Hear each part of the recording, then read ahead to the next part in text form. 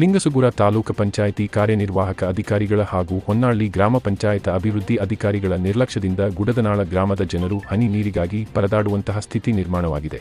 ಒಂದು ವಾರದಿಂದ ಗುಡದನಾಳ ಗ್ರಾಮದಲ್ಲಿ ಕುಡಿಯುವ ನೀರಿಗಾಗಿ ಹಾಹಾಕಾರವಾಗಿದ್ದು, ಒಂದು ದಿನ ಮೋಟಾರ್ ದುರಸ್ತಿ, ಕೇಬಲ ಸಮಸ್ಯೆ, ಟಿಸಿ ಸಮಸ್ಯೆ ಎಂದು ಅಧಿಕಾರಿಗಳು ಹೇಳುತ್ತಿದ್ದಾರೆ ಎಂದು ಗುಡ್ಡದನಾಳ ಗ್ರಾಮಸ್ಥರು ಆರೋಪಿಸಿದರು. ಹೊನ್ನಳ್ಳಿ ಕೆರೆಯಿಂದ ಗುಡದನಾಳ ಗ್ರಾಮಕ್ಕೆ ಕುಡಿಯುವ ನೀರು ಸರಬರಾಜು ಮಾಡಲಾಗುತ್ತಿದೆ.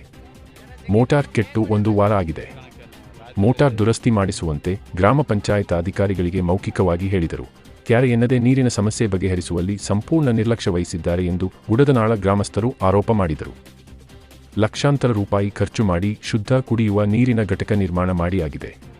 ಆದರೆ ಗುಡದನಾಳ ಗ್ರಾಮದ ಜನರಿಗೆ ಕುಡಿಯಲು ಸರಿಯಾಗಿ ನೀರು ಸಿಗುತ್ತಿಲ್ಲ ಎಂದು ಗ್ರಾಮಸ್ಥರು ಆರೋಪಿಸಿದರು.